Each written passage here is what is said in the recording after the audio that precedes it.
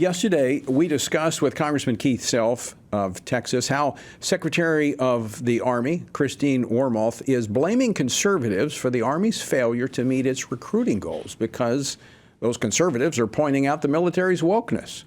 Well, here is Pentagon Press Secretary Sabrina Singh saying Senator Tuberville is putting military readiness at risk because he is holding up flag officer approvals over the military's illegal facilitation of abortion. These holds set a dangerous precedent and puts our military readiness at risk at a time when our military is expected to defend the nation, meet the acute threat of Russia, and address the pacing challenge of the PRC. Well, joining us now to set the record straight is the senator from Alabama, Senator Tommy Tuberville. He serves on 4 Senate committees, including the Senate Armed Services Committee and the Senate Committee on Veterans Affairs. Coach, welcome back to Washington Watch. Hey, Tony, how are you? I'm doing fine, sir. Before we get into this topic, I want to get your response to the meeting between Secretary of State Blinken and the leader of the Communist Party in China. Well, first of all, he's not the person we need to be sending over negotiating. I don't think he doesn't have any sales skills, Tony. Here's a guy that's just kind of blah. He doesn't have any enthusiasm to him. You can tell he goes and he takes punches, never gives punches.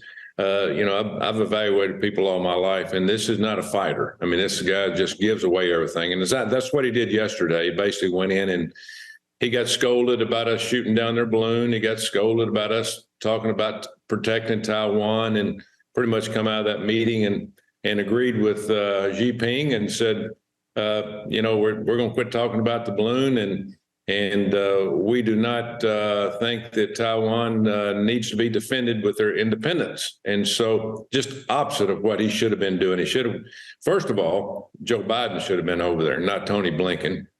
We need the leadership from the White House, and all we do is follow behind. All we're doing is, Tony, is showing weakness around the world. Nobody respects us anymore. And this was just an absolute debacle. Him coming out and doing a press conference. I'd been him. I'd have never done a press conference. I'd have come home and with my head between my legs and just not admitted what I'd agreed to.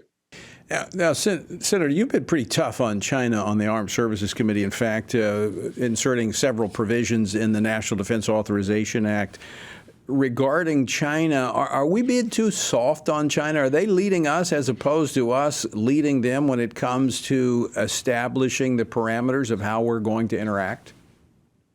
Yeah, well, there's room for people in this country to make decisions at the leadership level in terms of the superpower, so to speak.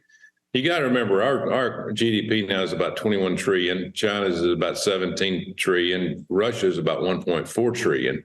And so we've left Russia way behind, but China has picked up where Russia left off about 10, 15 years ago. And now they've caught up to us, and they'll pass us up in a very short period of time if we continue to give everything away and not fight back. We're not fighters anymore, Tony. We take what people say and we turn the other cheek, so to speak, when we should be fighting in terms of our economy, getting our manufacturing back into the United States and making a strong military. Having a strong military is the number one thing we need to have. And right now we are trailing by far behind the Chinese Communist Party. And we need to understand that. Coach, you used a phrase that comes from Scripture, turning the other cheek. And that is when we are personally affronted, when we are affected. But when it comes to defending the defenseless, the unborn, the nation, that's when we got to stand up, and there are certain red lines that we cannot allow to be crossed. And earlier today, you and I had a chance to visit up on Capitol Hill. You've drawn a red line on the issue of the unborn and the law when it comes to the military and how they're facilitating abortions. Well, you're exactly right. And you listen to the young ladies talk in the briefing, one from the Pentagon, one from the White House, talking about, how I was doing the wrong thing. Number one, they probably don't know what I'm doing and don't understand it.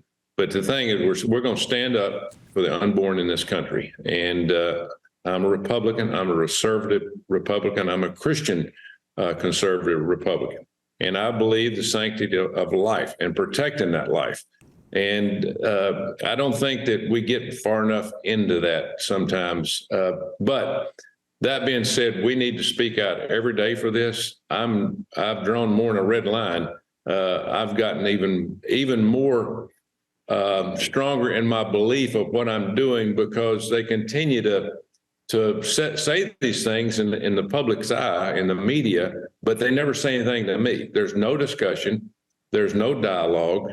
I've never heard from the White House. I've had a 10-minute discussion with the Department of Defense in the last 4 months, and that's it. And you think if they're having problems with military readiness, if I was the president of the United States, the leader of this country, I'd call over and say, listen, Coach, could you come visit with me? Let's sit down in my office and get this worked out, because we have huge problems. We have huge needs in the military.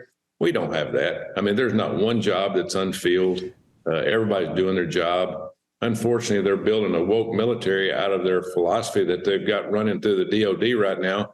It's hurting us more than anything. So we're not going to back down from this, Tony. We're sticking with what we need to do here to fight for our country and our rights, but also to fight for them not legislating from the White House. What if they come out next week and they said Joe Biden is going to make a law that we're going to not allow churches to only meet one time a month?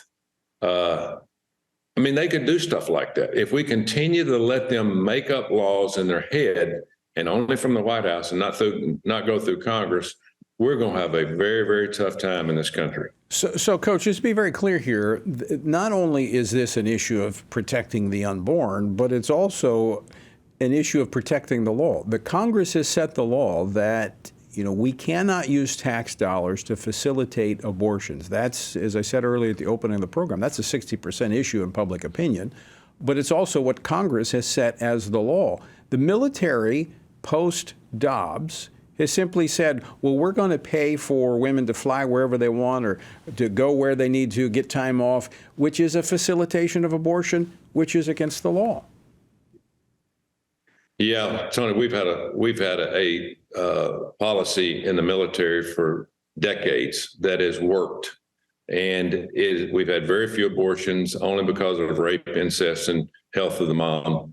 No taxpayer expense. We've had no problems. But since Roe Wade was handed down back to the states almost a year ago, they found any way possible to think that, hey, anybody that works for the federal government, we're going to be able to get an abortion for them if they want it.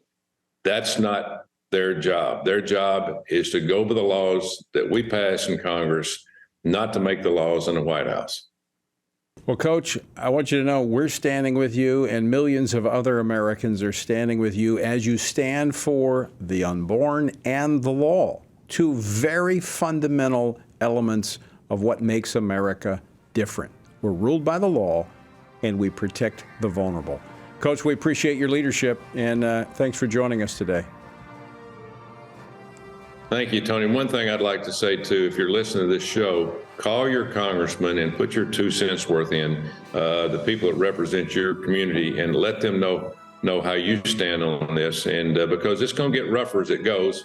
I'm tough. I've been called everything in the world being a coach, but we're going to need people standing up in their communities, letting their congressmen know exactly what they believe in and how they want them to stand up. And we'll encourage folks to do that. Coach, great to see you.